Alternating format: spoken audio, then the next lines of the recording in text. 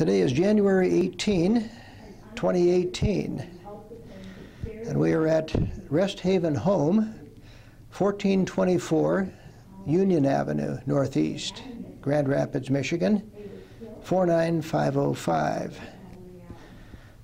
We're going to be doing a Veterans History oral history interview with Lynne Edward Weston.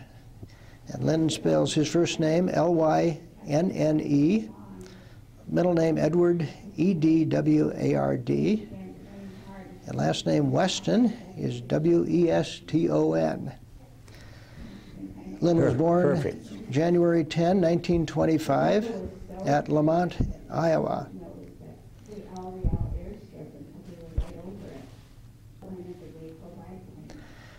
And Lynne lives here at Rest Haven Home at 1425 Union Avenue Northeast, Grand Rapids, Michigan. And my name as the interviewer and also the videographer is Wallace Erickson. That's W-A-L-L-A-C-E, and Erickson is E-R-I-C-H-S-E-N. And I'm a volunteer interviewer working through the Grand Valley State University, Allendale, Michigan, the history department at Grand Valley State University. This interview is also being done under the auspices of the Library of Congress, American Folklife Center, as part of the Veterans History Project.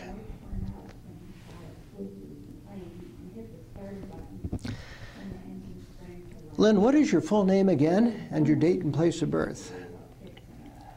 Oh, my phone number. No, your full name. Oh, Lynne Edward Weston.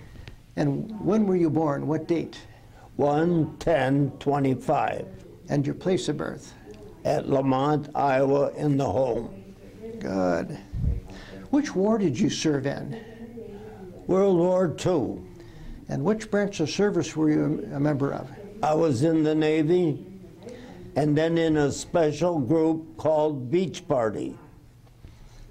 I understand you also worked in the medical corps, is that right?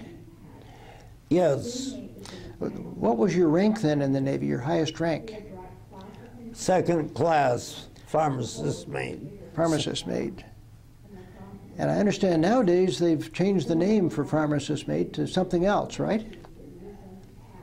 To hospital corpsman? Yes.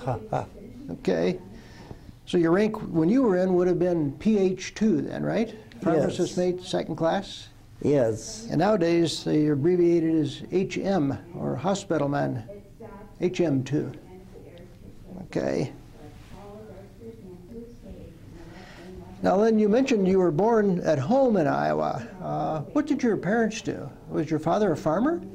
My father was a farmer. I see. What kind of crop? Did he raise crops or cattle or what? He raised milk and shorthorn.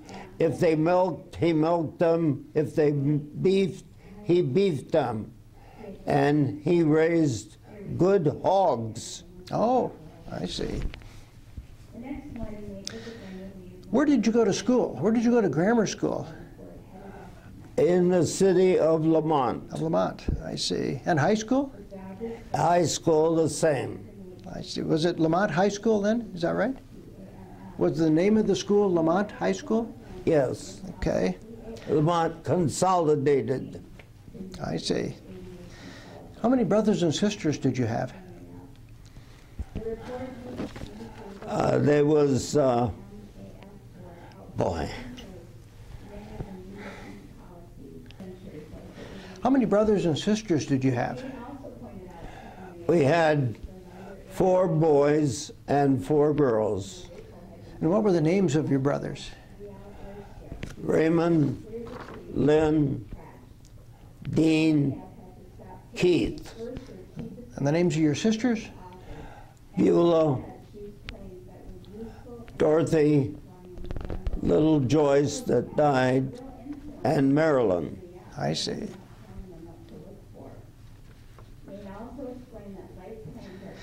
And what did you do after high school? You graduated from high school in Lamont, did you? Yes, I did. And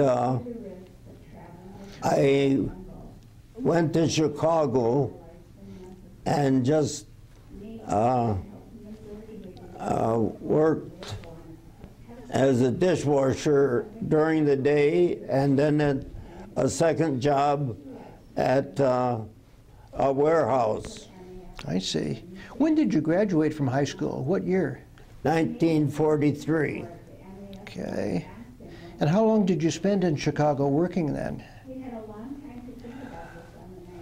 Well, probably until Uncle Sam called, and that was 1944. Okay. Were you drafted into the military? Yes, I was.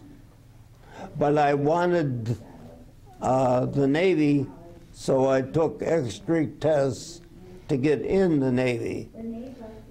I see. So at the draft reception center, is that when you took the test and then were able to qualify for the Navy? Yes. Okay. Why did you want to go into the Navy? I didn't want to go in the Army. I wanted white sheets to sleep in. You wanted a clean ship to be on then and no foxholes, is that right? Yeah, and then I ended up in a foxhole.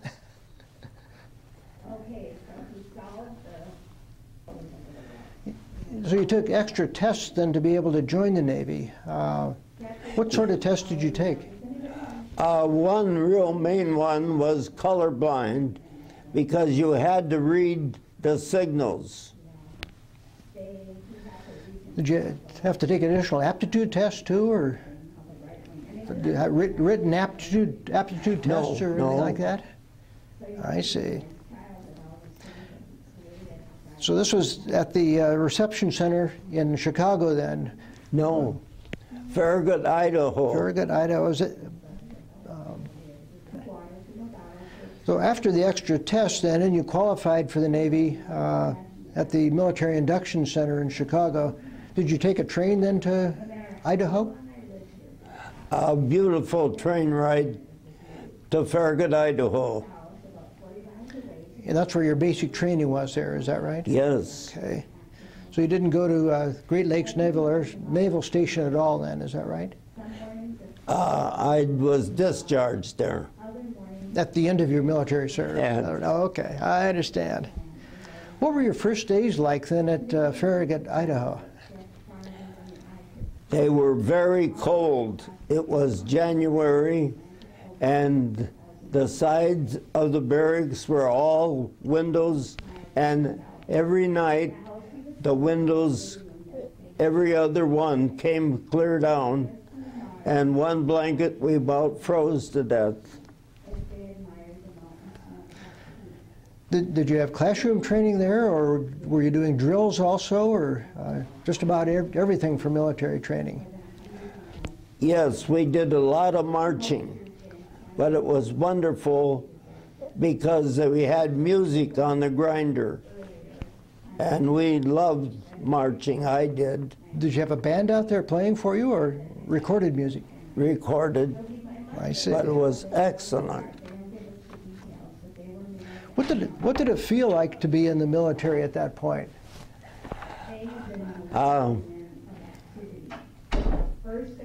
Yeah, what kind of feelings did you have then in your first few days in the military? I was happy I was in the Navy, and on the marches, I have a duck foot, and they couldn't fit me with shoes, so I always carried a roll of tape. So with any red spot, I put tape on, and I didn't get blisters. So you wrapped your foot then to keep from getting blisters and yeah. Do you remember your drill instructors? What were they like? I don't remember his name, but he was a good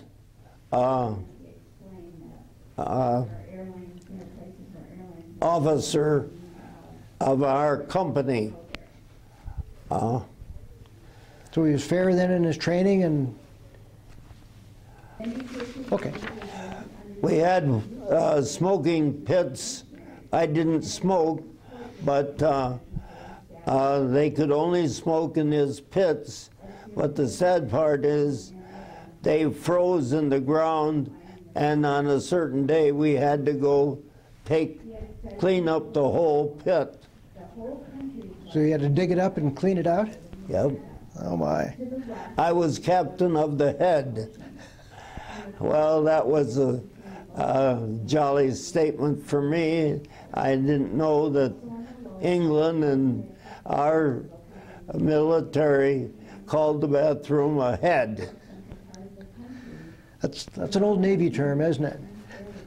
It's also a Marine term for use of the head. It means bathroom.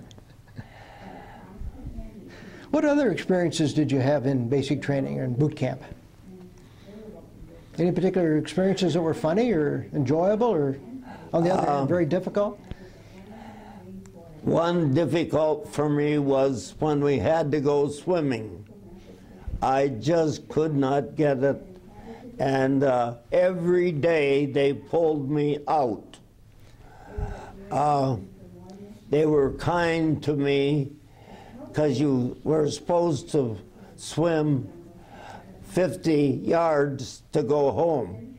Well, the pool was 25 feet, and so I made a round corner at the other side and came back, and they pulled me out again, but they still let me go home on boot leave. Did you eventually learn how to swim well enough to be able to pass the test? Did you eventually learn to swim well enough so that you could pass that particular test? Yeah, good. But they pulled me out. Well, that's one thing about being in the Navy. I think you need to be able to swim, at least a little bit. Yes. How about your other instructors that would have taught you in your unit then in basic training? What were they like? Well, they taught us different Japanese planes, and they would fly them before us, and we were to name what that airplane was. Well, one day was very sad because a Marine pilot was trying to scare us as beach, which we would, but he came down too low and hit a 10-foot pole and crashed and killed. This was at Farragut, Idaho then, at your basic training then? Yeah. Did you develop any lasting friendships at all with any of your fellow recruits then in the Navy? Well, I was very close to my roommate, bunkmate, but we had a very sad ending. What was that then, Lynne?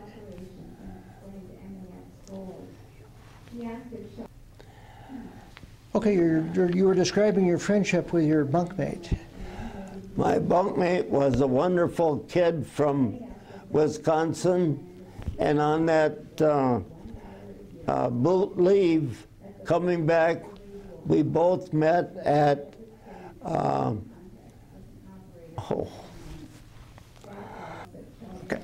we enjoyed a very day extra. Coming back, we were very attentive to our Navy. We didn't want to be late, and so we were a day early. And when we got back, we both read our orders. As foolish it seemed to me, my fourth choice was chosen, and it was to go to aviation ordnance in the South Pacific. And what was your bunkmate's, what was his MOS going to be? You know, I don't know what he was. Well, what happened then, Lynne? The lad's name was Moravik, and he had older brothers in the service, and he was only 17, and I think that was the problem with his suicide. What was his first name? That's right. So it was very hurtful to me because he was so good. You mentioned he died of suicide. Then when did that happen then? They put him on duty in an empty barracks, and he took a short hammock lashing and 5-gallon bucket, and he tore up a funny book, so it was on his mind for some time. And then when the relief came on, he thought the killer was still in the building. He didn't know it was suicide, and he just went off his rocker, and they sent him to another base right away. Well, it took 3 days of interrogation from me because I knew him so well, such a good guy, but to really know why he did it, we never did find out. But now I missed my draft, so I'm just a lost man. But later I got to go to OGU, outgoing unit, and I saw on the wall, wanted, hospital corpsman. And I signed that fast as I could. And the very next day, I am on the train going to San Diego, where there's a large Navy hospital. And oh, they really pressured us. They wanted us out on the field. So we worked day and night to learn all the medical that we could. And we drew blood from the Marines so that they'd have X-ray at the big hospital. Mm-hmm. How many were in your medical training class? How many other recruits? Was it a large class or small or? Boy, I wish I could remember. I don't think we had any others. I think we had a clean slate after that one sad case of... Well, how many other, I'm asking how many other students you had in your Navy medical training class? It was a fairly large number, I would assume. We were sent to Oakland to be sent to another place, and they forgot to sign our pay records, and we were there for a month like old people's home, and lo and behold, if we weren't sent right back to Oceanside, and we became beach party. Beach party training, we were out in the ocean and come in, and we'd make our make-believe hospital, and we did the Thomas splint for a fractured hip. We did many things that taught us when we got out on the field.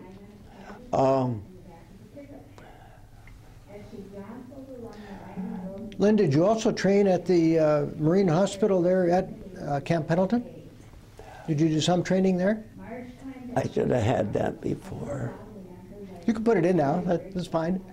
I should have mentioned that our bedside training was at the Marine base because the Marines did not have a medical. Mm-hmm. And that was 10 miles out into nowhere, but a beautiful hospital. What was the name of the base where you did the medical training? Was that Camp Pendleton is all I know. fine? So you were working and training with the Marines there then? Yes. You want an incident there? Okay.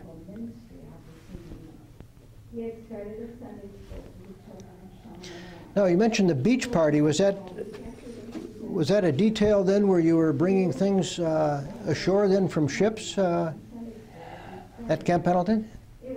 We would be if we could treat and help them and get back on duty. We did, but if not, we sent them out to a hospital ship. I see.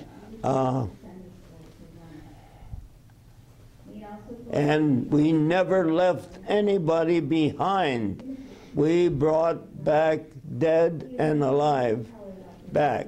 Right. Well, this is still a part of your training, though, but that's, again, as part of your training to remember to bring everybody back, right? That's right. Okay.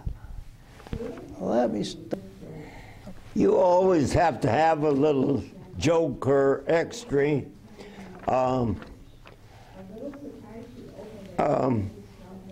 FDR, Roosevelt, Eleanor had picked out this camp, and it was a good job really there. This is the camp in Idaho, is it? Yeah. I see. And but we were bad boys. We would sing every morning, Eleanor hates war, we hate war, we all hate Eleanor. Well, it rhymes. Yeah. Good. Any other particularly funny or interesting things that occurred to you in your basic or your advanced medical training? Yes. Okay. Where did you go after Camp Pendleton then, or after graduation, I guess, from the medical training at San Diego? Well, remember we went to Oakland and they forgot, and they come back and we're training now for beach party. And our company, for some reason, not my talent, but we got first choice of picking out our ship. And it was in Astoria, Oregon. That's where the ship was, or that's where you joined the ship? That was a brand new ship. And they, we went up and down the coast a couple times. But what was sad to me is on the Christmas day of 1944, we were unloading a shipload of beer at Pearl Harbor. What kind of a war are we fighting? What was the name of the ship that you were on then, Len? It was named after USS Drew, after Drew County, Arkansas.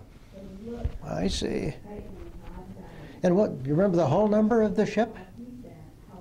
It just went by 162. The APA 162? That's right. Thank you. Okay. And that's an amphibious attack personnel ship, is that right? Yes. And how they get it to APA, who knows? Yeah. But at least we know what the name is. Yeah. Okay, now I'd like to tell an incident. Sure. As the ship was getting more worthy of sailing, we got a load of Marines and we went to the South Pacific. And to get to the South Pacific, you have to go over the inner date line, and that's an initiation, and it's very bad. Is that the international date line or the equator that you're crossing? Equator. Equator. Okay. Sorry. What happened on that then when you crossed the equator? First off, we met a couple men that were judges, so to speak, and I was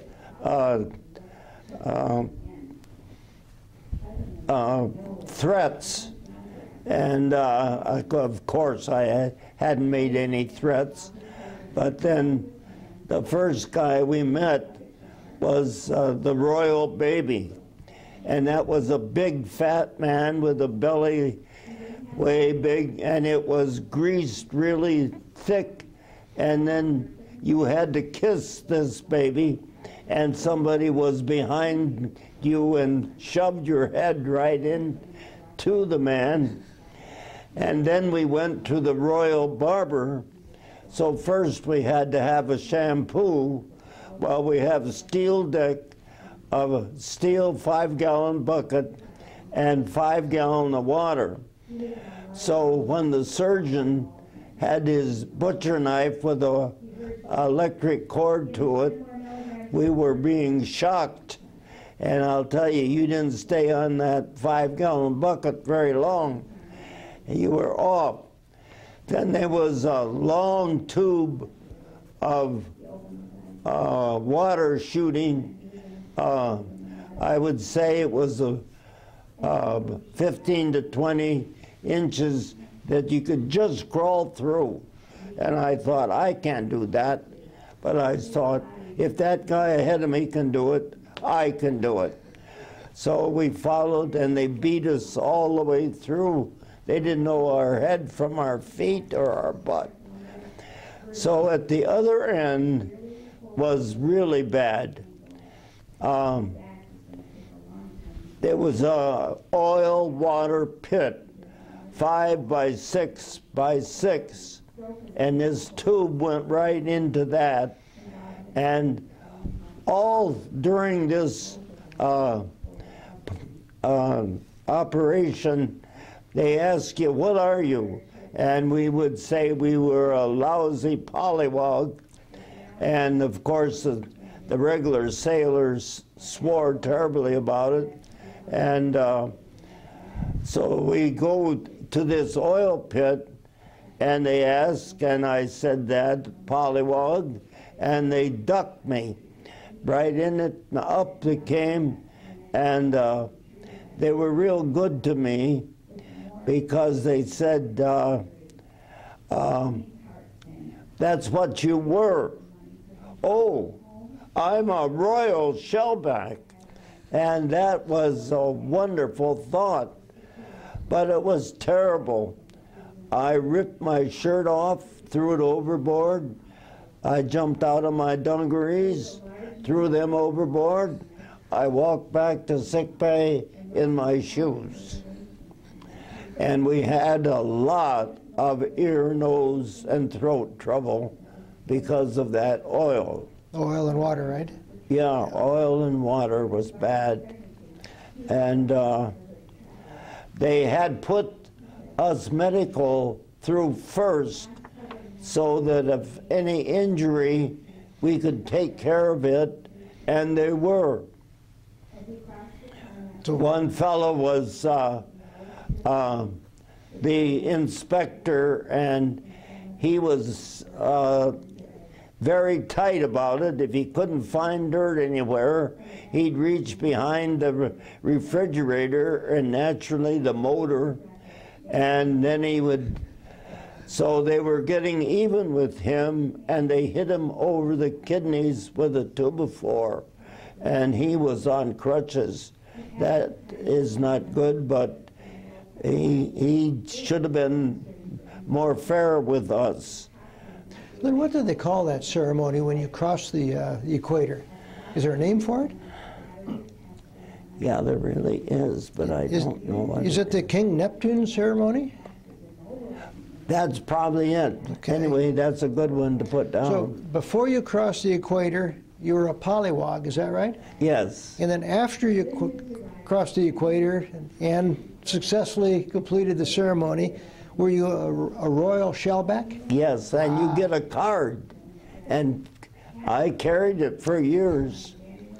Just to prove you had done it because you didn't want to do it again, right? No, I sure didn't. And even if the captain of the ship had never been there, he had to read down to the highest officer that had. Mm-hmm. But ours had, so. Okay. Let me ask you about life aboard the USS Drew. Where were your quarters on the ship? Very good question.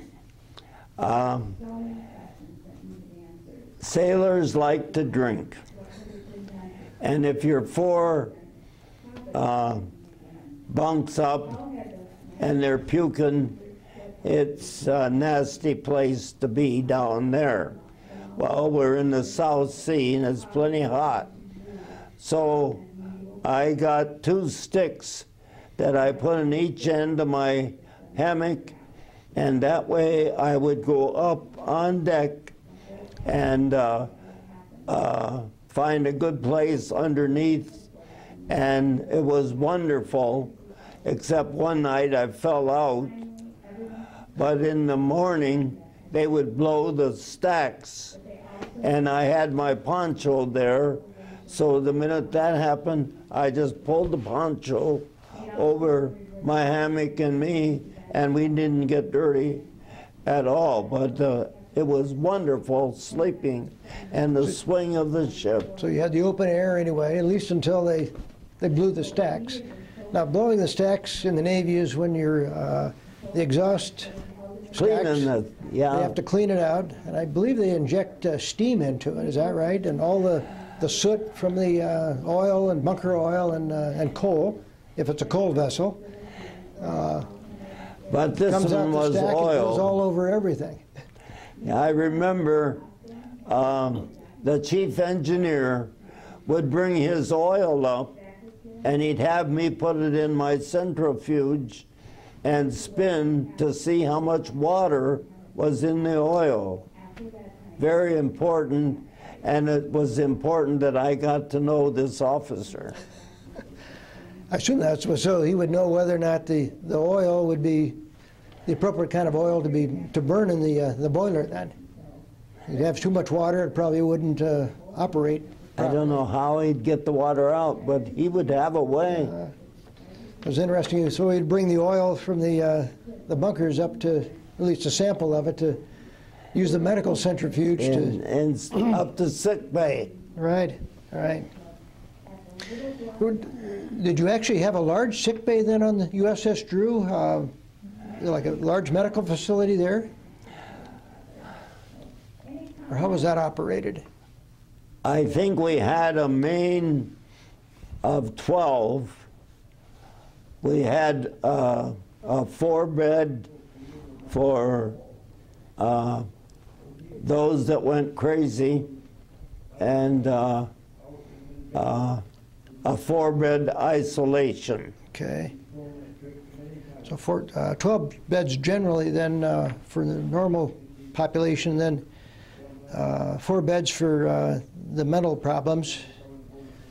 And so ICU then would be 4 beds additional on top of that then, right? Yes. How many doctors did you have, medical doctors did you have on the ship? About?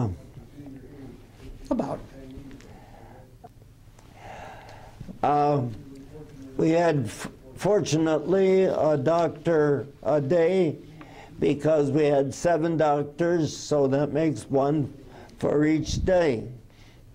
And it was very interesting for us to see the fellows line up outside the port, and we'd say, well, now I wonder what's wrong with him. And it was interesting. Sometimes we were right. And we also had those that were lazy. And so we made a medicine of our own, and we called it caboose hepatica. That name, it had a lot of physic in it. And those Goldbergers never came back after another dose. I figured the best cure was to stay away then, right? Yeah. Yeah. How many other pharmacist mates did you have then, like yourself, other medical corpsmen there on the ship? Oh, I'm sorry.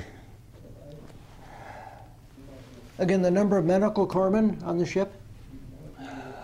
probably a dozen like me, and then there's a couple chiefs, and then the doctors. Mm-hmm. And then how many Marines also would have been embarked on the APA Drew? well, only those that we took to South Pacific that time. I mean, was it like a whole battalion or 1,000 men or? Yes, I would say that. About that, okay. And where were you headed then? Did you pick up the Marines at Astoria, or did you pick them up at Pearl Harbor? Boy, that's a good question.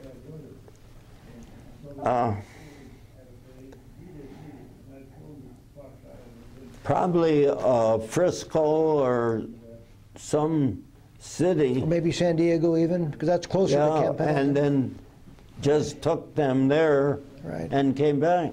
Where were you headed then in the South Pacific? Where did you take the Marines? It was close to Australia. Name another island real close. Well, there's New Guinea down there, Guadalcanal. I don't know, but we can just name one of those. I don't know. How many trips did you make back and forth then, taking military people to the South Pacific?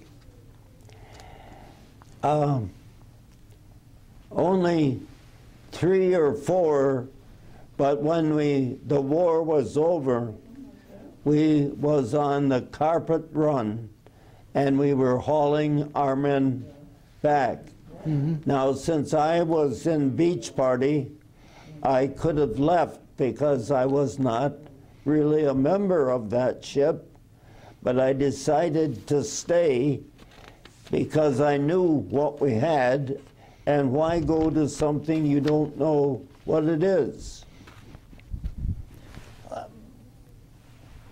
Now, Lynne, you mentioned that you were part of the beach party rather than a member of the ship's complement on the USS Drew. Did you go ashore then with the Marines when they went ashore on the islands that they were taking in the South Pacific? Yes, we did, but also I'd like to mention that the Army was also there, and they'd been in 2 invasions, North Africa and Sicily. We felt bad for them. We were greenhorns, and here these men had been in 2 fierce, very fierce battles.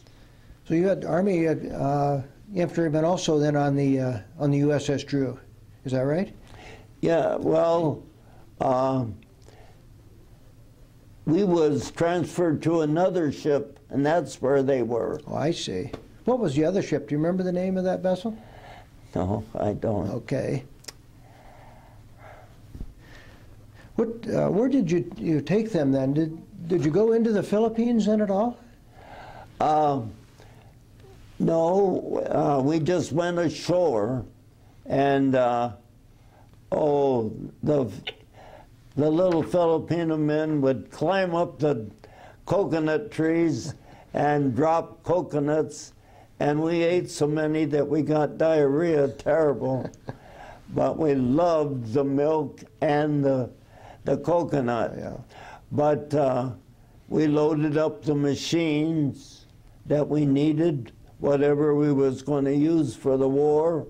Where was that in the Philippines then when you went ashore? Or where you went ashore? You remember? Was it Manila or Luzon or? No. And there is a special name. How long were you ashore then in the Philippines? Not that long, and we got a terrible sunburn. A couple of days or weeks or? Probably 2 weeks. 2 weeks. And we were on ropes holding the ship so it wouldn't go like this. Oh. And they were loading it with tractors. Mm-hmm. I assume this was an area in the Philippines that had not been taken over by the Japanese, is that right? Yeah. Because the Philippines had not been liberated at that point, had they? Yeah, they had been taken away. The beach was clear. Oh, it's just Filipinos here now. Mm-hmm. Oh, the beach had a name, but I can't think of it. Here, I'll Do that now? Let's do that. Let me ask you about, did you leave the Philippines and go further north in the Pacific? We did, and we were transferred over to another ship, and we had a great storm come, and we were very fortunate because we could shake hands with the ship ahead of us from the forecastle, and that was bad business. But the Lord was good to us, and we did not crash. Okay, so now we're a little group of our 8, and it was highly discussed, should we go in as a bunch? But if we were hit, then the whole group would be lost. So they wanted to split us up, and they did. Split the ships up because of the storm, is that right? Right. And we went ashore with forward troops because they wanted medical treatment of any injuries. What island was that then, Lynne, when you went ashore? Where did you go ashore? First, we went to Akashima, and I'll tell you, it's a funny-looking hospital with 4 little cots, but that's all we needed, and if we needed more, we sent them to the hospital ship. So you remained assigned then to a Navy medical unit. You weren't assigned directly to a Marine company or anything like anybody that. Okay, yeah. Because it was Marine and Army, and we didn't, whatever anybody needed, we took care of. Sure. But one day, as we were walking down the beach, we saw a lady, Japanese, that a mortar had been hit in her shin, and she was walking on that bone stub, dragging the foot. And our doctor immediately said, lay her down, give her sodium pentothal, and she went to sleep. And I remember I thought about back home on the farm, if you didn't have a whole good board, you saw it up to where it was good. So that's what we did with this leg, the bone. But we also had a nice pad, and then brought her out of it, and it was a very successful. And we wanted to keep her overnight to redress it in the morning. No, stockade. So that's the way she went, stockade. One other incident was the Japs would rather commit suicide than give up.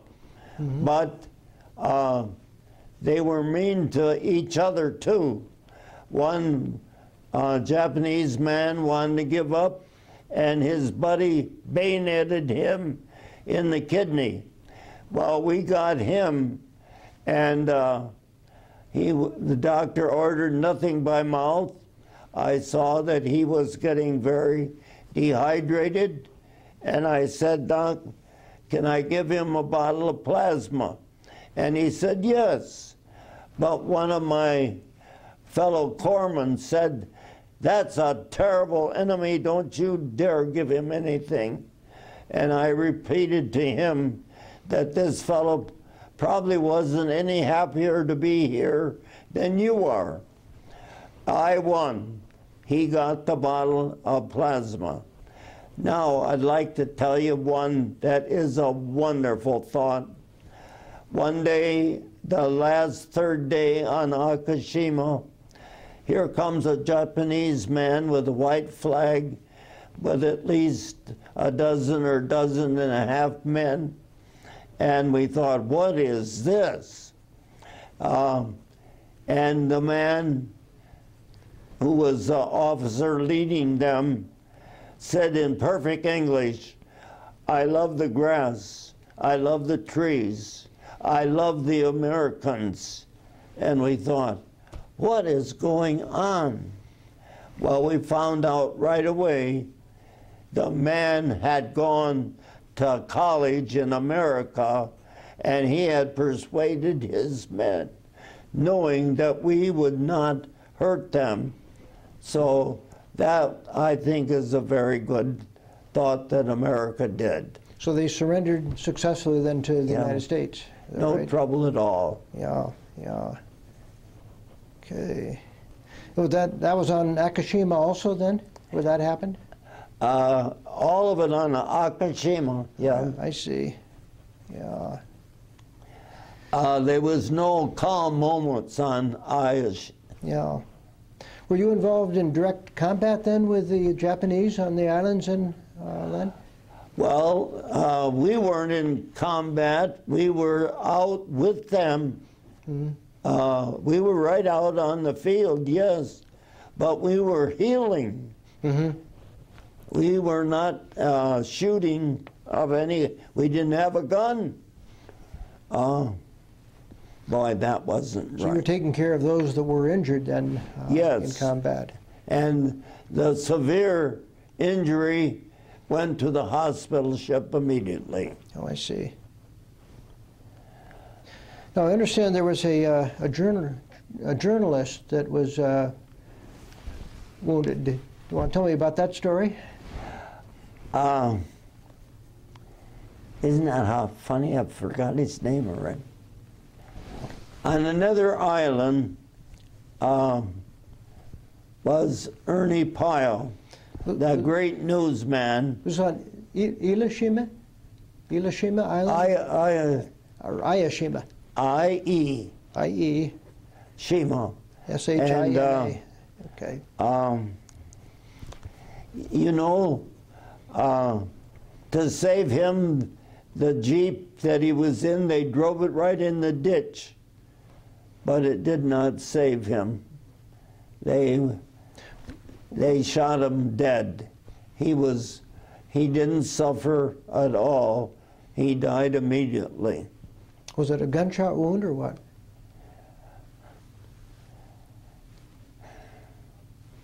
Boy, I knew. Lynn, were there any casualties among the hospital corpsmen or pharmacist mates that were helping the American forces there? You know, I've never thought about that, never heard about that, but I don't know of anyone that was. The Lord was so good to us. I know one time we had a man that was dead and his whole cranium was just carved out like, and my helper with the stretcher couldn't take it. And he's stepped off to the side. I said, you look the other way and I will lay the stretcher on the ground and roll the corpse into the stretcher, and then you can take the head and you won't have to look at him. I think this is two reasons that this is so. One, I come from the farm, and when you butcher is a bloody mess. Well, war is a bloody mess. Mm-hmm.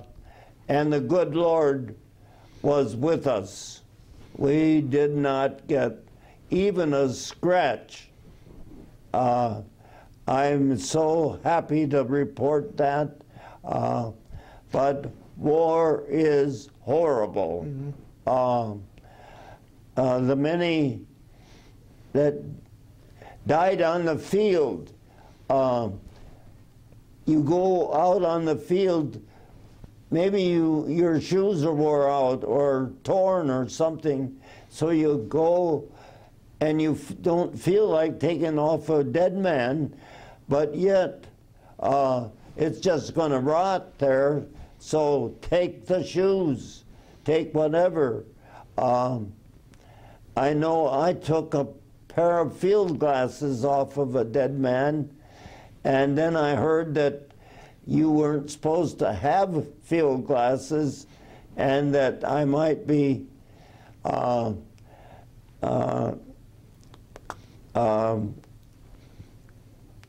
to court, and so I sold them immediately for somebody else to use.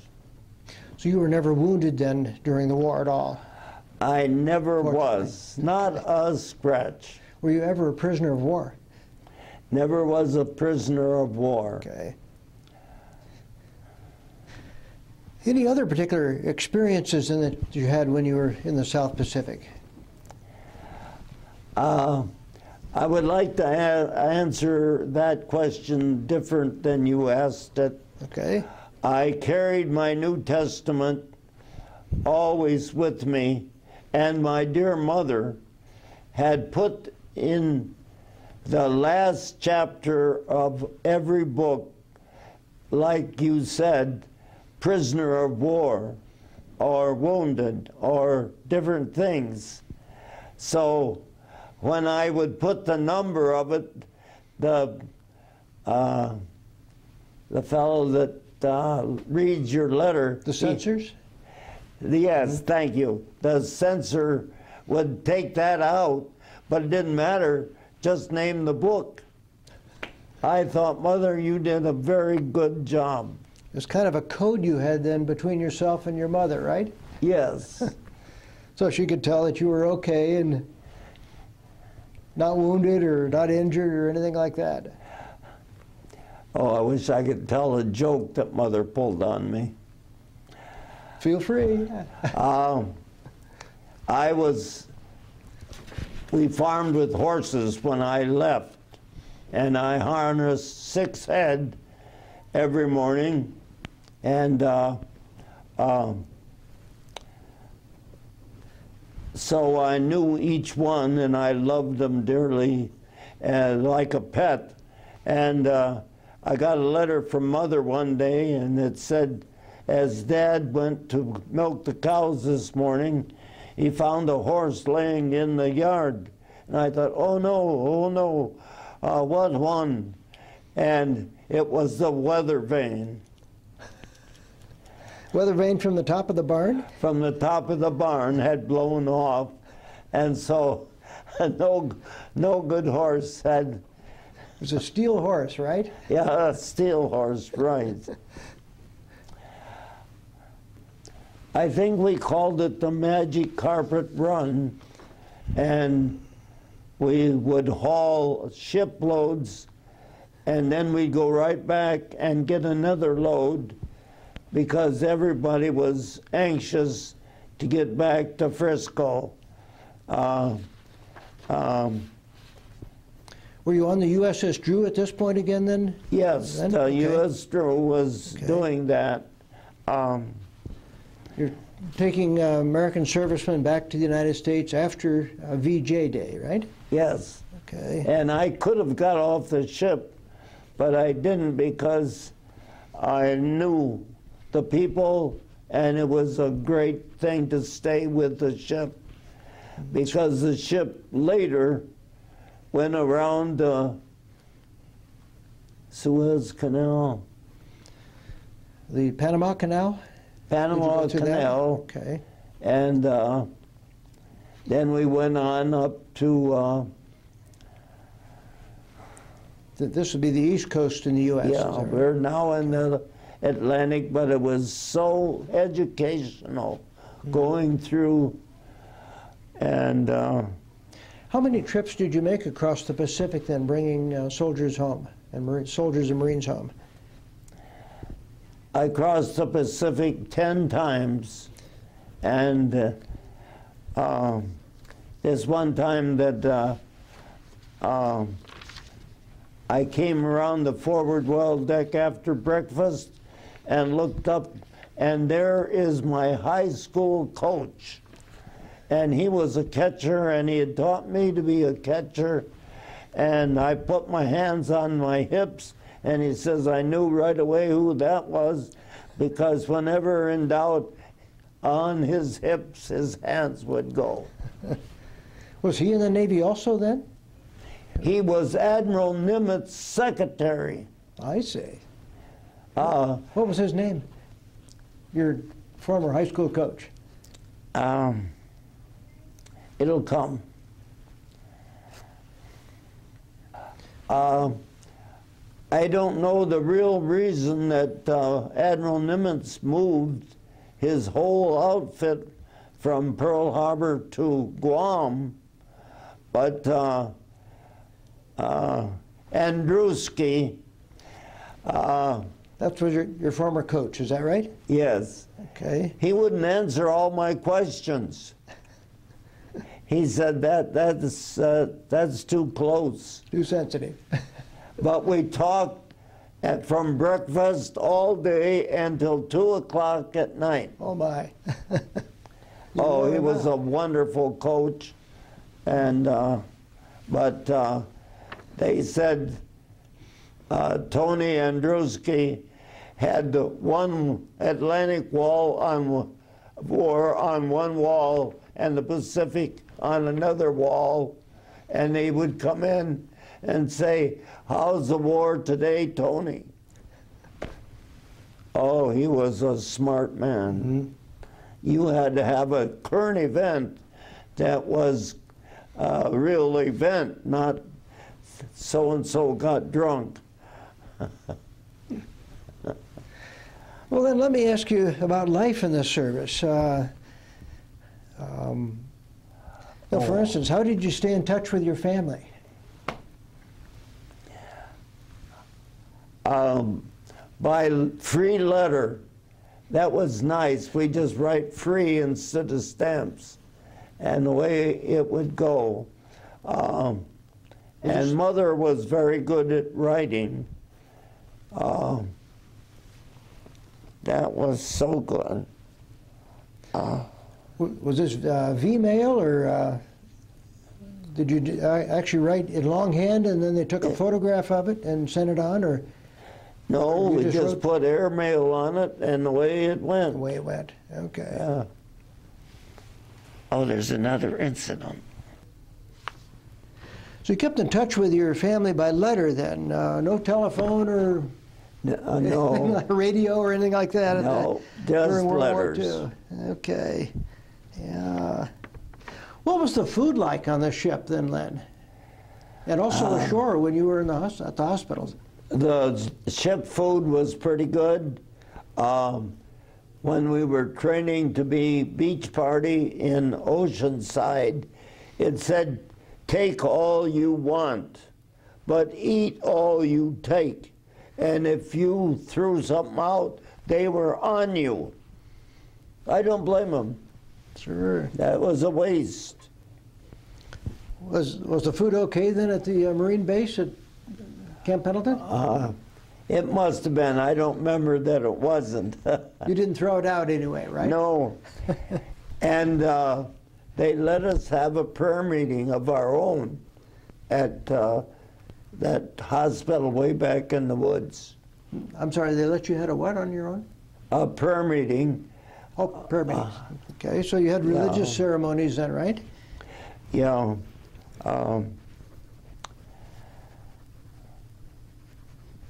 Well, you see, you can get along in the evening when it's quieter for an hour.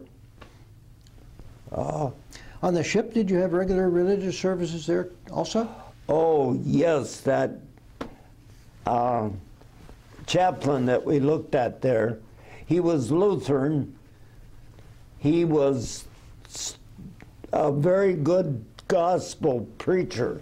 Mm-hmm. In fact, we got a Baptist, and he was terrible.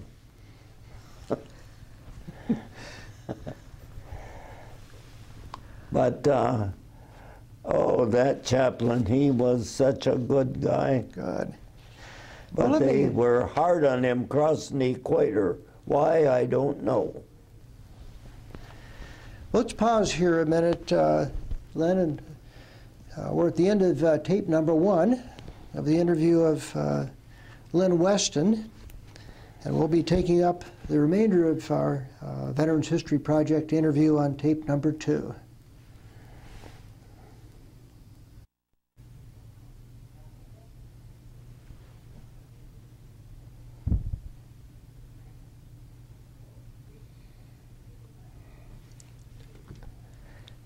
This is tape number 2 of a Veterans History Project interview with Lynne Weston. Today's date is January 30, 2018. And we are at Rest Haven Homes at 1424 Union Avenue Northeast, Grand Rapids, Michigan, 49505. This is Lynne Weston's home, and we're doing tape number 2 of a Veterans History interview with Lynne. Now, Lynne Edward Weston was born January 10, 1925, at Lamont, Iowa, and he served in World War II in the U.S. Navy.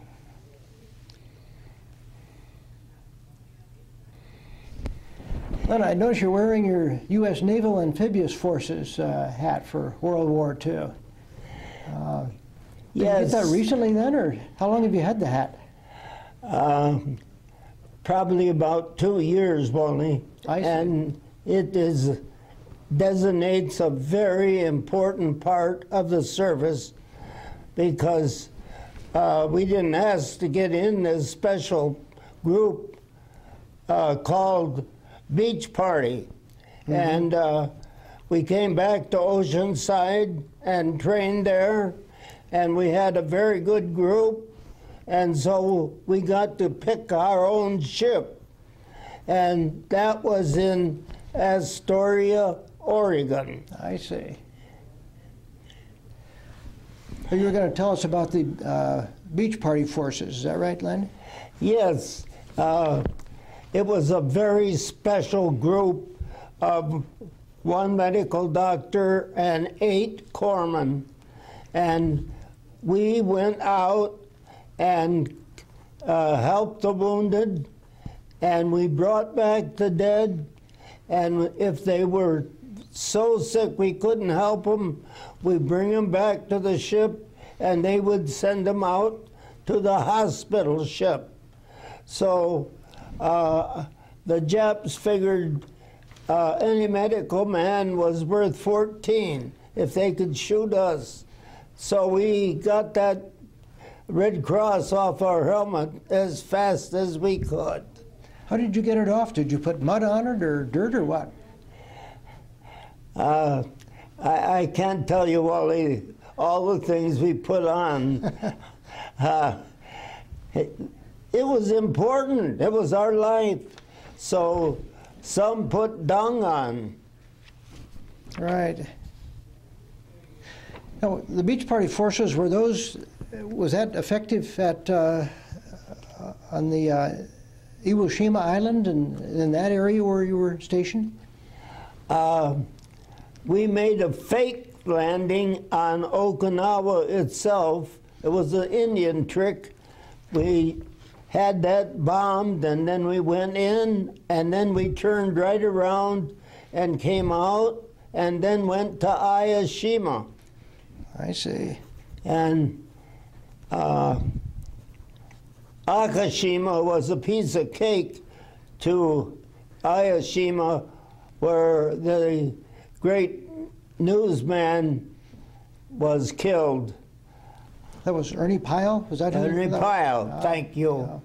Did you know him personally at all, or did you talk with him? No, I didn't. Before his death? Yeah. I could have got up where he was, but you got to watch for snipers and those that are buried in barrels and slide the top off and hurled a hand grenade over, and you weren't expecting it. Right. Let me ask you, Lynne, about religious ceremonies and things that you were able to participate in when you were in the Navy. To begin with, on the ship, on the USS Drew, did they have regular religious services there? We did. We had a very good chaplain, and he held every Sunday. And he was good with the men. He just was a man of God. And he preached the word, and we hated, I don't know why he was transferred, but he was later on, and we felt the loss of him. Mm-hmm. And his follower-up wasn't near the chaplain that he was. When you were at the hospital ashore in Iwo-Jima, did you have regular religious services there also? No, I'm sorry, we couldn't.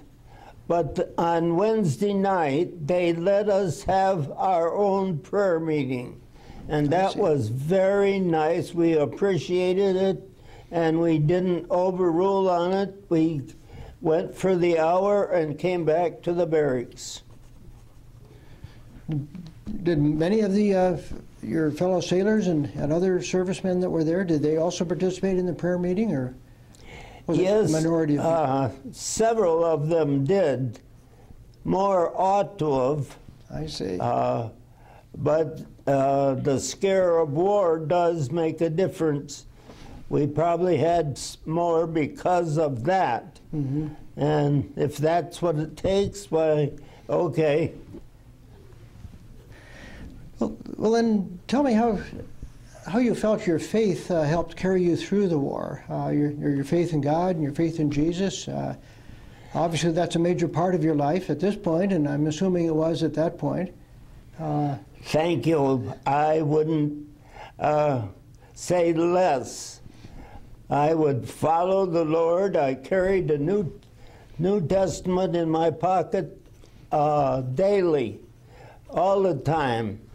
But I will say that my mother put some things in it that she knew if I was a prisoner of a certain country, it didn't indulge our dear country at all. She just said the last chapter of 1 Corinthians or Ephesians, they crossed out the numbers, but the book said the story. Did your mother highlight Corinthians and Ephesians then for you to read? Is that what she did for you? Not exactly. We read, I had a devotional book that I used daily, mm-hmm. and the Bible, but that was an individual situation, and on Sunday, the chaplain just did an excellent job. Mm-hmm. So needless to say, you felt the Lord over your countenance to help you carry you through the war then? Yes, I'm sure that it helped us to rely on the Lord, knowing that He was there, and I never have talk to anybody that I don't tell them that the Lord kept me from getting even a scratch in those terrible battles and bringing back the dead and the injured.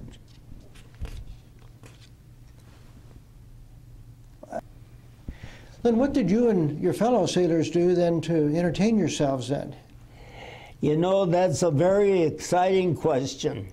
On number 4 hatch, I think it was, we made it a boxing match one night, and that was very interesting.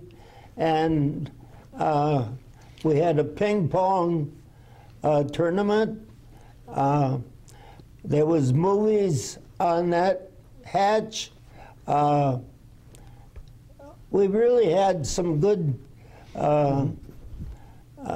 time in the evening that they did that. Another sailor and I were getting a little heavy, and so we went down in number 4 hole and did calisthenics for a half hour.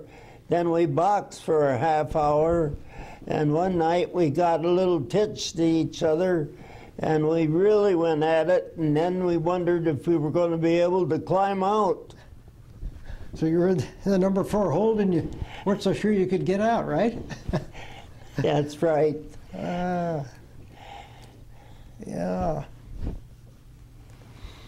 Did you do anything special for good luck or anything, you or your fellow sailors?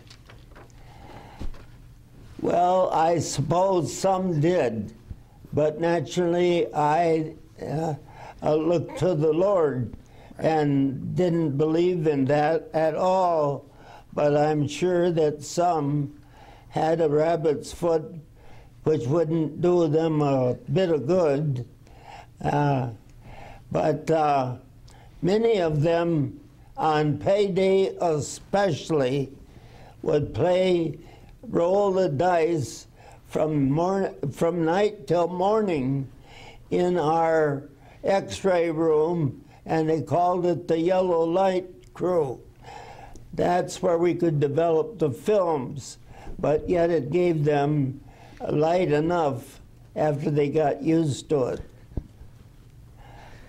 So needless to say, you believed in the Lord, and that's what carried you through rather than I didn't something play. That you do for luck then.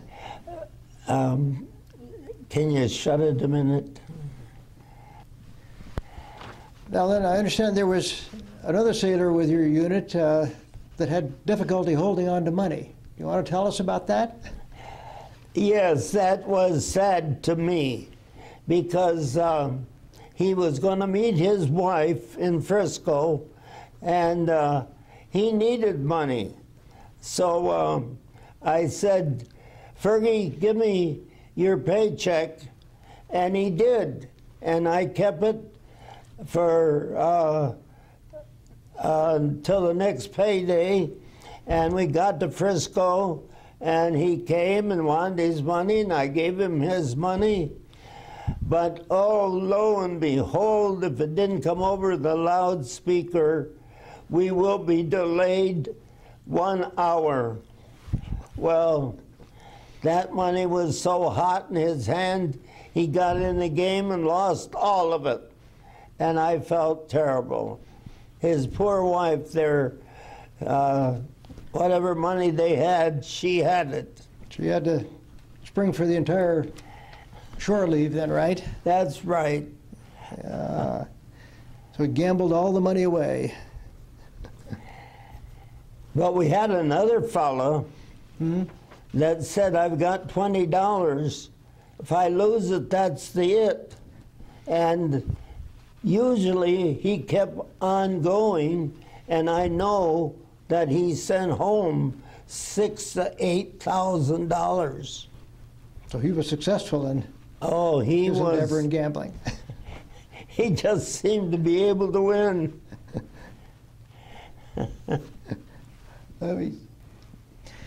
Lynn, what did you think of your fellow officers that you served under, and also your fellow your sailors that you worked with and served with?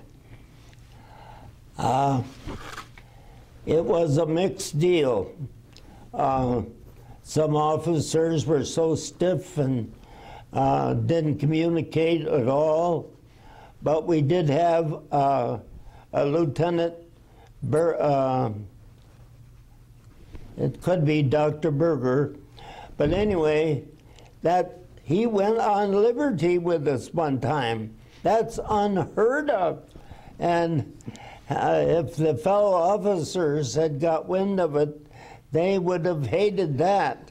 But yes, some officers were very good about it.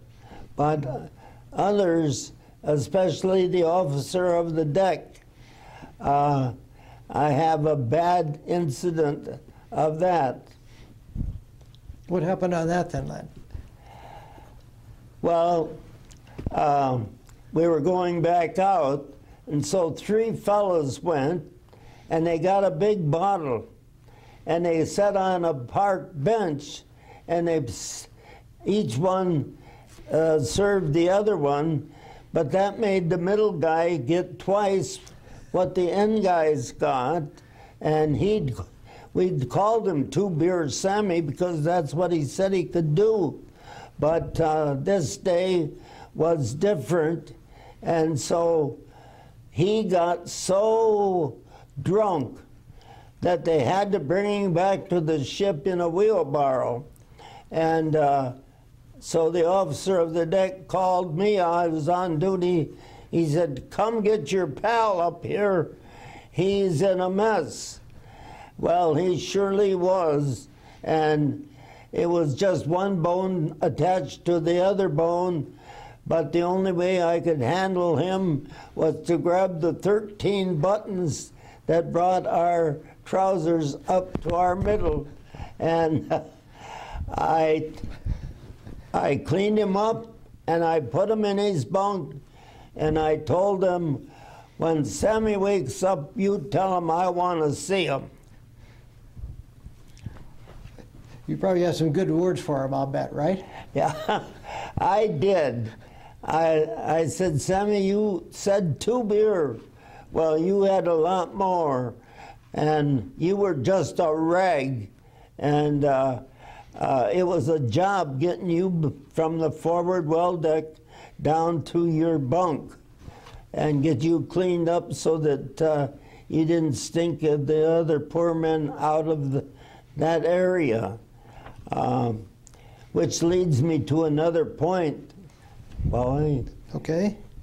I just love to take my hammock up, out under some structure, because it was hot in that whole area, and I had sticks in each end of the hammock, and that kept it straight out, and it was beautifully sleeping, and the roll of the ship was so good.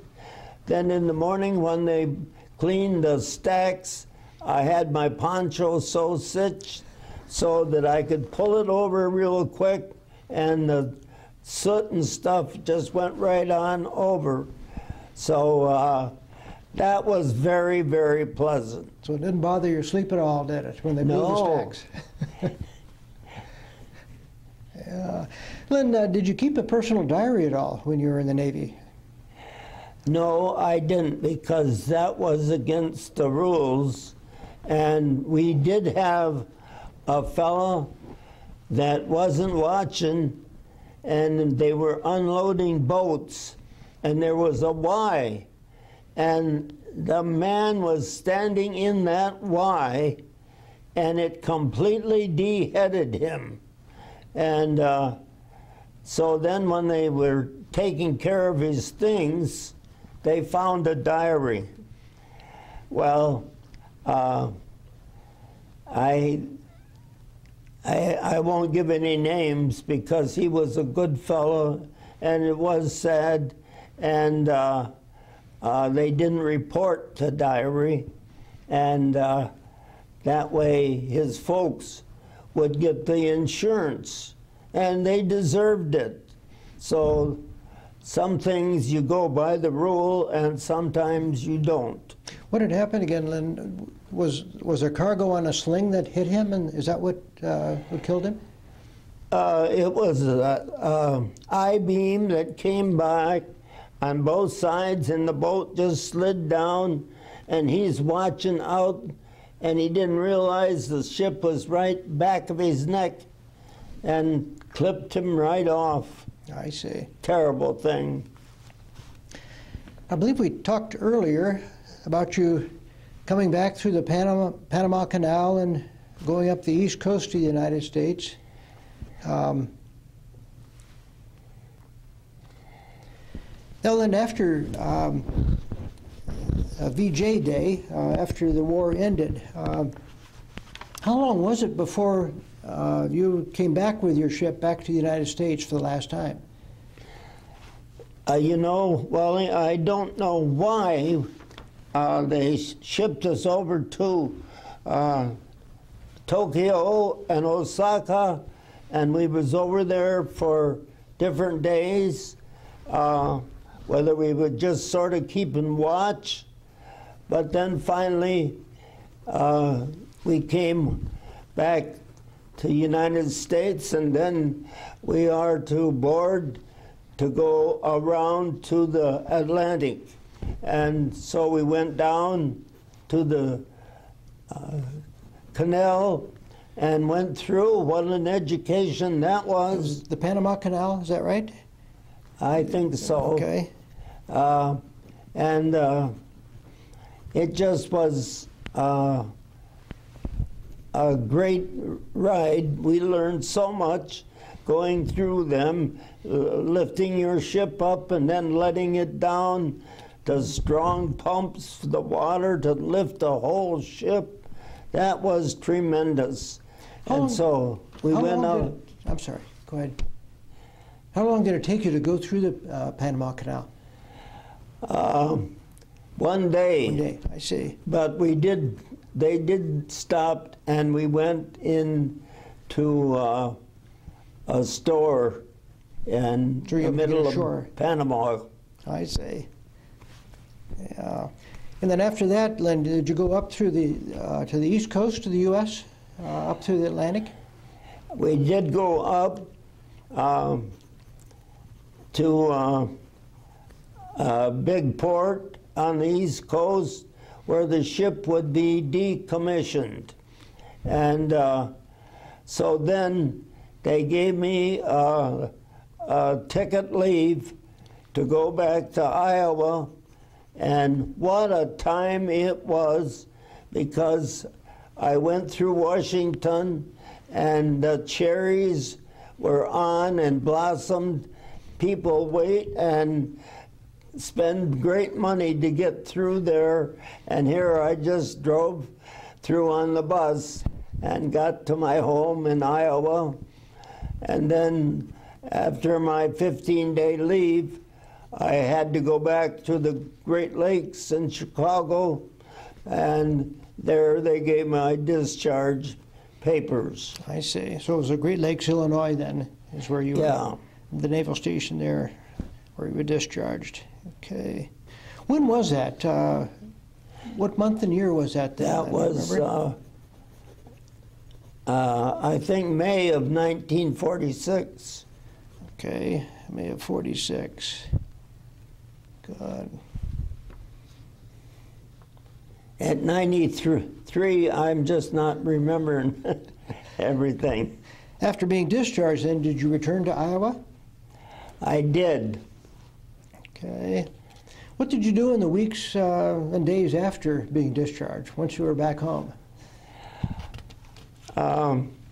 My father decided to build some corn cribs, and we had a creek at the back of the farm, and so we hauled the sand, and then we made our own cement and mixed and made a double corn cribs with a driveway, which was very good.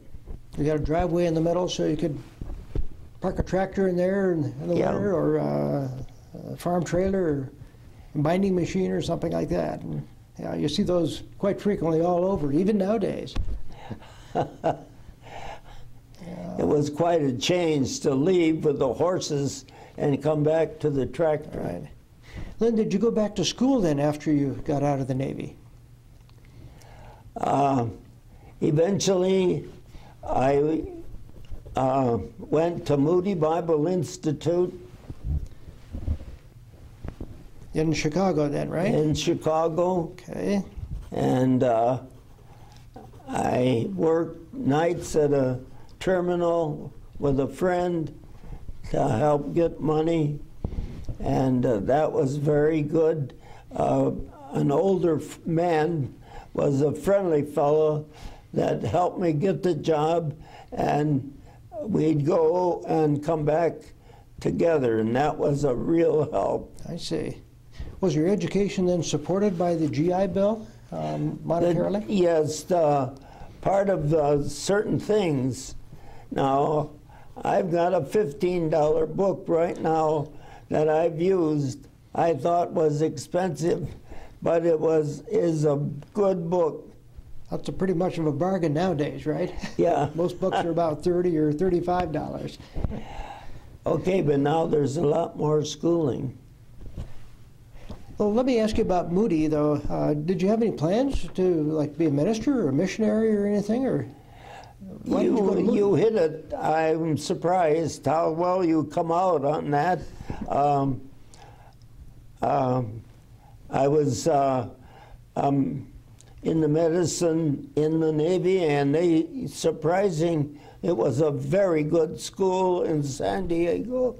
And so I intended to get with a doctor and do the lab work for him. Mm-hmm. But it never happened. And so I wanted to be really registered. So I went to Ferris in Big Rapids, and Ferris Institute at that time, is that right? Yeah. Which is now Ferris State University. And it's, if you look at it today and then, because we walked through mud to get there to the Quonset huts. What a difference.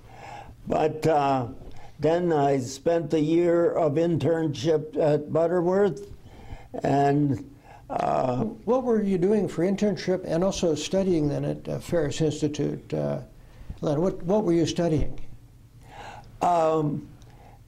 Mostly chemistry.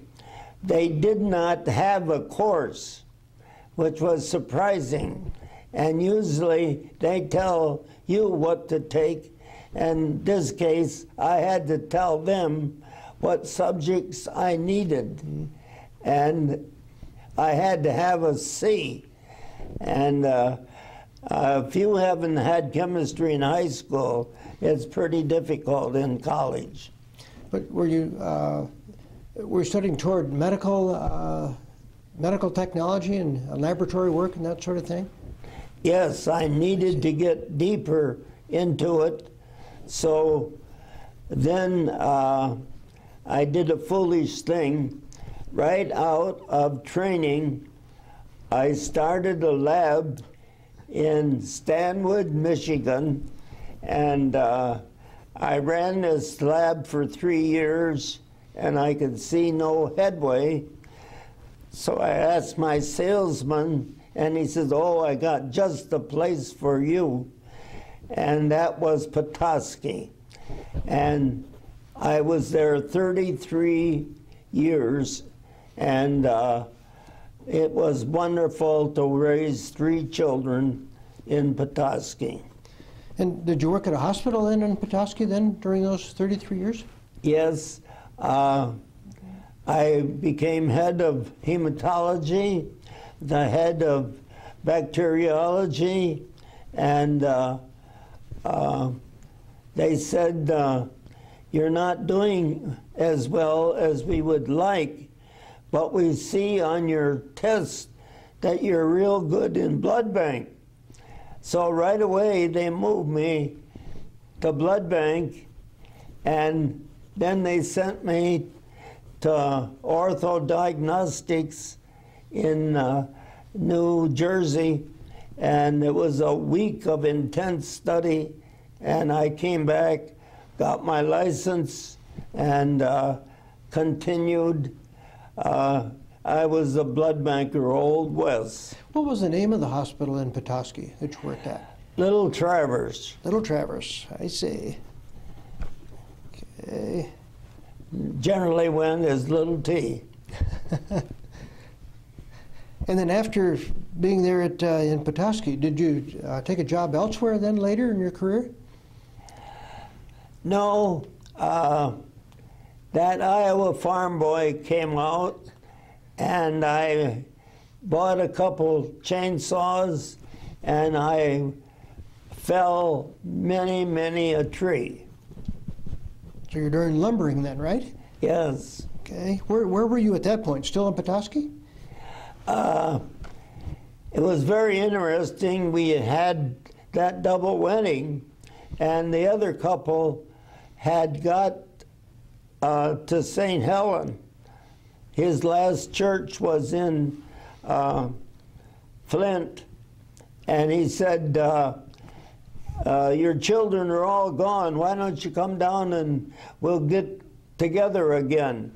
And so we did. We moved to St. Helen, and we had a very good time, and that's where I did all the trees. Now, was that in Branch County, Michigan? Is that where St. Helen is? Oh, isn't that? The lumbering business that you were in after you left Little Traverse Hospital, Lynne, did you sell, was it like pulp wood, or was it wood for milling into lumber for construction, or? It was some of both.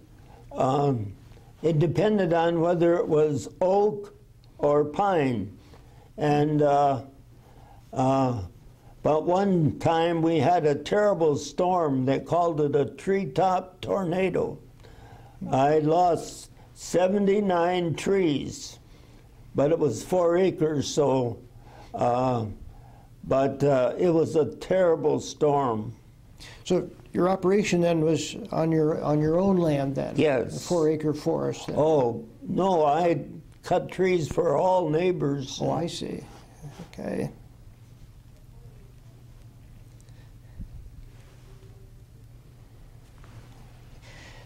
Lynne, I also wanted to ask you about any close friendships you made when you were in the service. I mean, friendships that would have continued after you left the service. Yes. You see, we had several corpsmen, and one fellow was from Sandwich,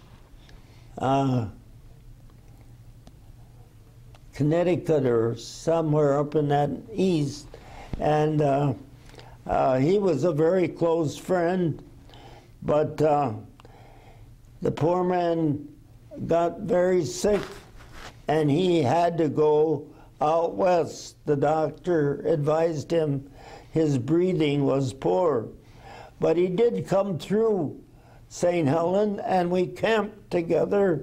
Oh. It was very, it was wonderful to meet his wife and sister, and it just was great. What was his name? Dennis Gilman. Dennis Gilman, okay. But it's, I'd like to tell you an incident. Our laundry went down in one big bag, and our names was in all the clothing. And so when we come back up, we'd be in a circle, and somebody would take the sack and dump the clothes out and read off the name. Again, this is when you were in the Navy and still on the ship, right? Yes. Okay, go ahead. Yeah, I'm sorry. And one fellow was lighting his cigarette, and he burned my hand. And I looked up out of the corner of my eye, and I thought it looked like he did it on purpose. And I drew my fist, and I was ready to hit him, and he was a boxer. I would have been hurt if I'd had gone on, but he was real good. And he looked down and he said, Weston, you're no fighter. How come? What's the story? I said, well, you burnt me with your cigarette. Oh, he said, I didn't mean to at all. I didn't know it. And I apologize. But he says, boy, if you'd have hit me, you'd been a dead man, because I'm boxer and you are not. I would have been more worried that it might have burned some of the laundry. Yeah. One other case, we had a fellow, he could not get past the first bar. Any town that we went into, he was at the first bar, and then he'd drink till he'd go to sleep, sitting in a chair. So one time, the fellows followed him and took his picture as he's sitting there, and we had several 5x7s made, and he was very upset. But it was his fault. You had fallen asleep and was out of it, huh? Yeah. Did you continue these friendly relationships after the war then, beyond Dennis Gilman that you mentioned earlier? I tell you, I wished I'd have gone to some of their meetings after the war, because they bought a section of land in Arkansas, Drew, and this was the joint crew that you were with on the USS? Yes, and we all gave money even though we were home and discharged. But it was a very costly. But the money came in good, and hired a man to take care of this portion of land. And every year, the ship had a meeting, and I guess I thought I was too busy that I never went. But so this was an investment you all shared in, is that right? Was this an investment then in farmland in Arkansas? Yes. Well, I don't know, but it was good land and a portion, and they went out and really kept it up in memory of the Drew. So you had regular income then from the land, is that right? We didn't get any income. No, we just took care of it as a memorial. Oh, I see. To the USS Drew. 162. Yeah. Did some of the other crew members, would they meet there once a year on the land at they did. Arkansas? And it was very interesting to read the reports from there. Would it be in turn to tell a story that is not too good for the exec? Sure. Your interview, Lynne. Have at it. I suppose he's dead by now, but could the family bring lawsuit? Backing up just a second here, Lynne, the land that was purchased by the crew as a memorial to those on the USS Drew, how much land did you have?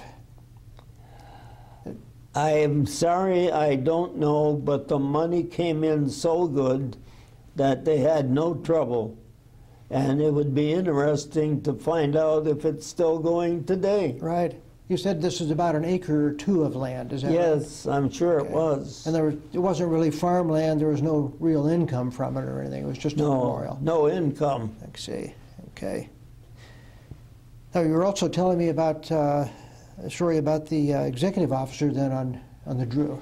What did you want to mention about that? It's too bad. You have people that you would die for, and then there's other people that give you a fist of trouble. And we had the exec, and his name was Percy Parsons Miller, and we called him PP. And in the ship's news, it had extra shoe leather for the guards of PP. So he was a man that he seemed to dig up trouble. He was out at night with his two guards, and they are walking around to the fantail, and lo and behold, 12 of the cans from the kitchen garbage was not emptied. And he looked at the boatswain mate and he said, "Break out the crow and empty these." And this boatswain mate was a big man from Minnesota, and he didn't like that order at all. And he just looked at the night and he said, "It sure is a dark night." And Pee-Pee had head enough to know he headed for his cabin in a hurry, because they would have done something to him. He didn't want to get tangled up with the bosun's mate, right?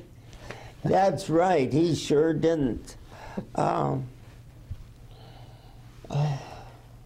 did you join any veterans organizations after the war?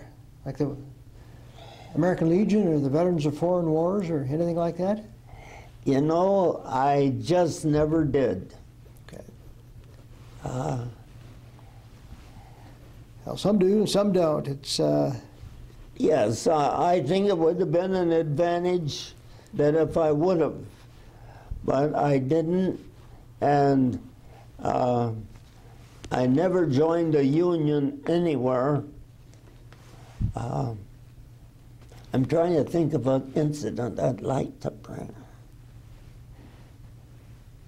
Then I also wanted to ask you, just generally about your military experiences and whether or not they influenced your thinking about war and about military service in general. Anything particular there that you'd like to comment about? Well, with the Bible school, I naturally taught classes at church, and I filled in at many churches around Petoskey. It was something I enjoyed and something that was needed. I remember one time I was going to fill in for a man, and I went to the church and I had Sunday school and then the morning message, and then I jumped in the car and went up to Levering and had another service there. Then I had a service that evening, and I thought, how does this man do this every week? You're like a itinerant preacher then, right? Well, yes, that's... But again, going back to your thoughts about war and the military service in general, any carryaway information or thoughts about that you had after the war? That it particularly turned you against war or against military service, or? You know, even the Bible says God is a man of war. And certainly our Jewish friends in the Bible have had many wars in that tiny strip of land, but yet they have continued to hold down Jerusalem. And the world just seems that they've got to have that little piece of land. Well, I think the Lord has been holding it off, and I hope it continues that way. I did have a sister that went to North Africa, and she was a missionary to the Jews and to the Muslims. And they poisoned her, but not enough to kill her. And Father says, you're not going back. But she did go back. She wanted to serve the Lord, and she did. So this was something that was instilled in your family and obviously spread among you and your siblings then, to love the Lord and serve Him then. Yes, my dear brother taught in church every Sunday, and one morning his wife didn't feel good, so he said, you just stay home and I'll go on and teach and come back. Mm-hmm. Well, when he came back, he found his dear wife dead on the floor. That was so sad. Was it a heart attack or something like that? It must have been. All right. Now, Lynn, this is the first photograph we have, and it says landing at Akashima on 26 March. That would be 1945. This is where you had a hospital, is that right? On one of the islands? Yes, my friend. 3 canvas cots was the bed of our hospital, but we could send the tether injured to a hospital ship, but we did keep some there. And one night, a Japanese soldier came around, and we had a machine gun there, and it completely shot him in two. But he never should have been coming around there because our hospital was very important. And, well... Okay. Yeah, where was the landing from then, Lynn? It was right here. It's amazing how many ships are there participating. Okay, this is an overall aerial view of Akashima. Let me move it up so that we can see the upper photograph. Yes, that'd be good General too. view of the roadstead. This is the shoreline, and these are the ships out in the bay. Is that right? Right. Okay. Okay, what did you want to mention about the landing there at Akashima? Well, to start with, back on the ship, we had to get rid of that red cross on our helmet, and we were upset that we couldn't have a gun because the gun was on the label of it that we had on our sleeve. And besides, we're at war. Well, we had to go in under those circumstances, but we didn't go in under our ship. We were transferred over to a small ship, and then from the ship to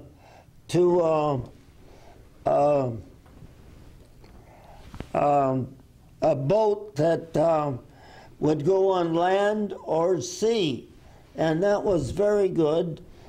And then there was another vehicle that we used to get in there, and we went in, us, the corpsmen were right with the Marines and the Army that had been in North Africa.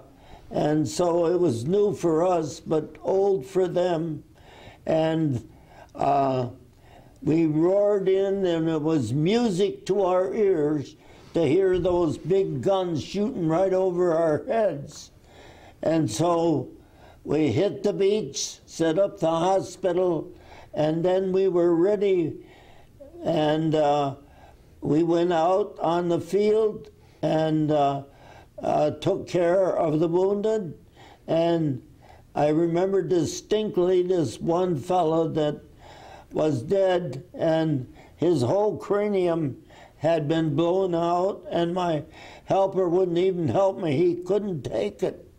And I told him, you look the other way and I'll put the stretcher down on the ground, and rolled him in. And then I put him up at the head so he didn't have to even look. So we got him back to the base so that he would be shipped back to America.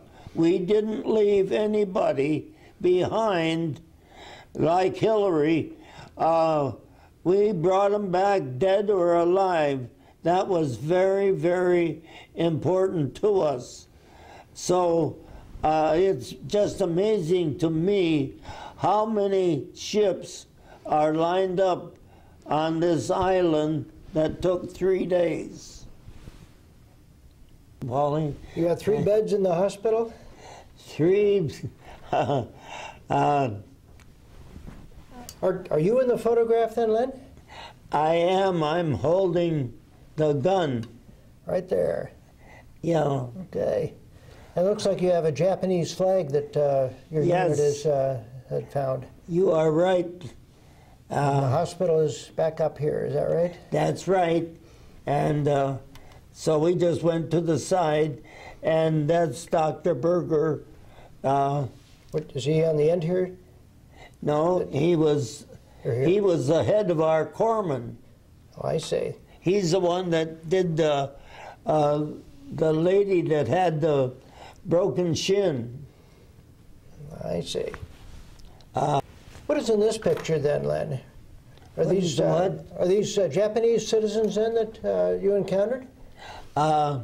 They were very friendly people, and we chatted with them, and I would like to make this incident too. Okay.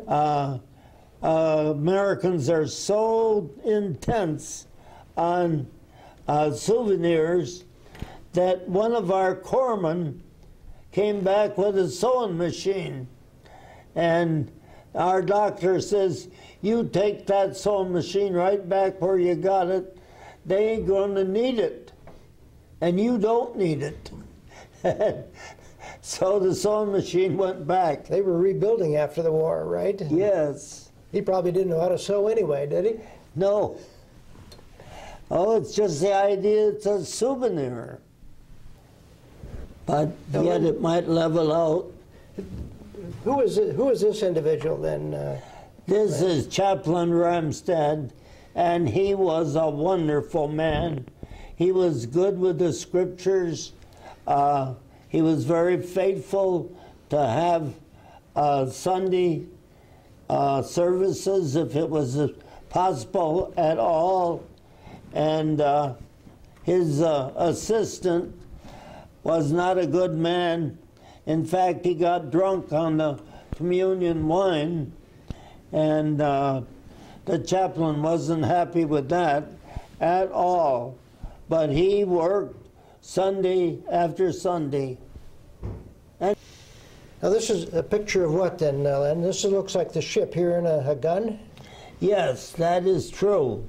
And this is the best history lesson I ever had in my life.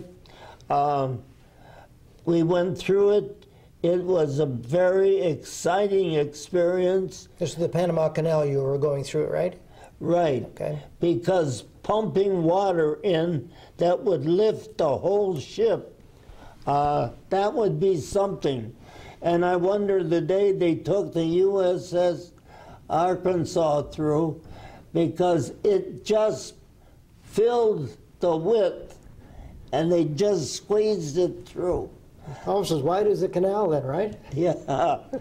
Well, what has China done with it? I can't agree with Truman, or our peanut man. Now here's a photograph of you in the center then. Yes. And this is your great-grandson. What is his name? Let's see, that is... This is the history class of your great-grandson that you spoke before. And here's Lynne Weston, and this is the teacher, the class teacher then. Yes, they were... I spoke for an hour for them. We had a good time at the class, and they were very interested in the story for their history lesson. Here's a photograph of you then, Len, right, in the middle? Yes, but that's work clothes. And these were other fellow sailors on the USS Drew, is that right? Right.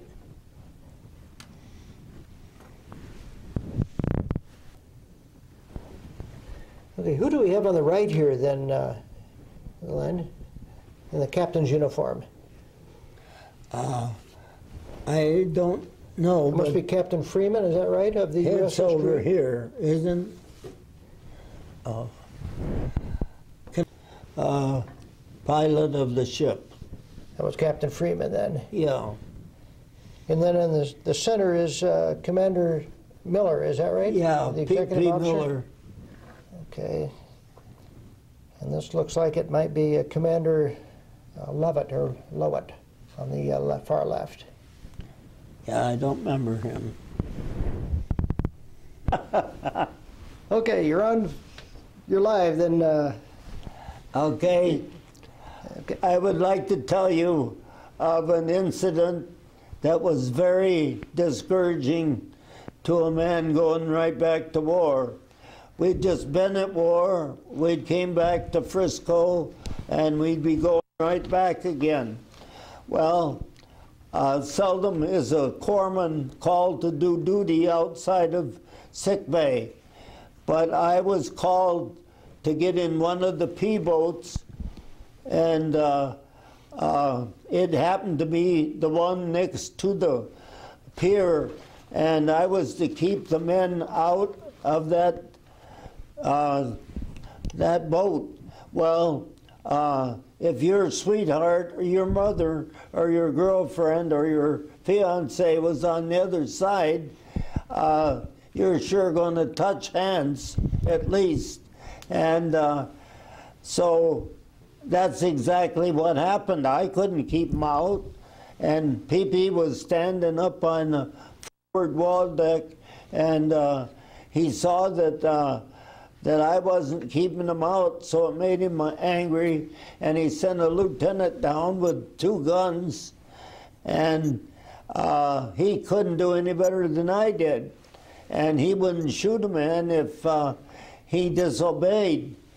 Well, since we'd been out for so many days, now we're going to be in port for 2 or 3 days and back out again, but PP said, he shall not go ashore. He has to stay on the ship. I was quarantined in, and that was very disgusting and discouraging. But it just went on, and but there was a reverse to this. When I was going to be going up to 2nd class, one day my doctor came around and he said, get in your best dress suits and we're going to rate you. Oh, I says, Doc, we haven't even had a test on for the lab. He says, what do you put in elixir or turpentine hydrate? A cough medicine. I said, well, codeine. He says, right, you get 100. I said, Doc, you can't do that. He says, you watch me. And so, well, away we went right up, and there was 5 officers. And so the test went on, and PP says, did he have a test? And the doctor said, verbal. And he turned to his yeoman and said, is that right? And he said, he can have it up to 1st class, then he has to have a written one. And so then the beach party captain, his assistant, and our own medical doctor, it was all lieutenants, and the engine man would bring his oil up, and I put it in my centrifuge and spin it down to see how much oil is in it. And so it added up that 5 of them were for me, but PP voted against me. And he said, well, 5 to 1. He says, I can't win. We'll have to rate you. So you made 2nd class petty officer, right? Yes, so I made the 2nd class. Well, then we're getting to the end of our interview, and I just wanted to thank you for sharing your recollections of the U.S. Navy service in World War II with us. This interview is being done as part of the Veterans History Project at the Library of Congress in Washington, D.C. and is also being facilitated by the History Department at Grand Valley State University, Allendale, Michigan. And this concludes the interview of Lynne Weston, a World War II U.S. Navy veteran who was a pharmacist mate, which is now known as a medical corpsman. And today is January 30, 2018. This interview will be part of the Veterans History Project at the Library of Congress and also at Grand Valley State University. And I, as the videographer, am Wallace Erickson. And I certainly appreciate Lynne Weston's participation in the project. Thank you, Lynne. I thank you. It's been a pleasure for me, and you've been great to work with. Thank you, Lynne.